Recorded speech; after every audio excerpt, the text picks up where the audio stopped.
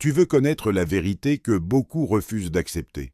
Les personnes qui paraissent les plus fortes sont souvent celles qui souffrent le plus en silence. Elles ont appris à cacher leurs émotions derrière des sourires, derrière le travail, derrière l'indifférence. Parce qu'un jour, quelqu'un leur a fait croire que ressentir était une faiblesse. Alors, elles deviennent froides, distantes, inaccessibles. Mais au fond, ce n'est pas de la force. C'est de la survie. La vraie puissance ne naît pas quand tu caches tes émotions. Elle apparaît le jour où tu trouves le courage d'être vu tel que tu es réellement. Être vulnérable, c'est probablement l'acte le plus difficile dans ce monde. Parce que ce monde récompense les apparences. On t'apprend à être fort, mais jamais à être honnête avec toi-même. On t'apprend à performer, à impressionner, à contrôler, mais jamais à écouter ce que ton âme essaie de te dire quand elle souffre en silence. Alors tu accumules tout à l'intérieur. Les blessures, les déceptions, les trahisons, les abandons. Et un jour, tu ne sais même plus qui tu es réellement. Tu portes tellement de masques que tu finis par oublier ton vrai visage. Voilà pourquoi tant de personnes semblent fortes à l'extérieur, mais sont détruites à l'intérieur. Parce qu'elles ont transformé leur cœur en prison émotionnelle. Mais écoute attentivement ceci.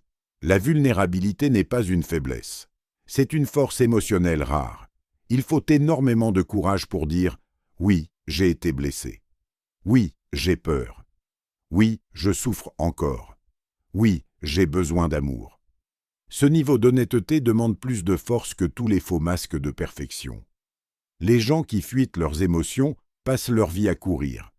Ils fuient l'amour, ils fuient l'attachement, ils fuient la vérité, parce qu'ils pensent que ressentir les rendra faibles. Mais ce qu'ils ignorent, c'est qu'on ne guérit jamais ce qu'on refuse de regarder. Chaque émotion ignorée devient une blessure plus profonde. Chaque douleur étouffée finit par revenir sous forme d'anxiété, de vide intérieur ou de solitude. Et c'est là que beaucoup se perdent.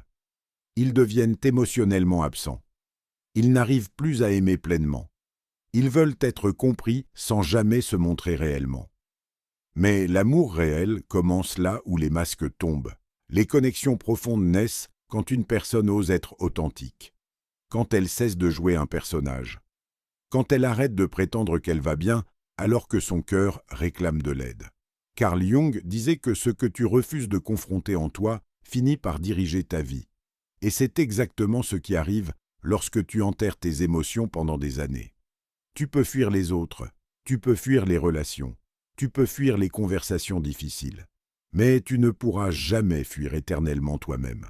Un jour, le silence devient trop lourd, le vide devient trop grand, et tu comprends enfin que ta plus grande prison n'était pas le monde, mais les murs émotionnels que tu as construits autour de ton cœur.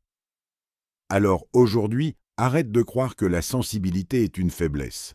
Les personnes les plus dangereuses mentalement ne sont pas celles qui ne ressentent rien.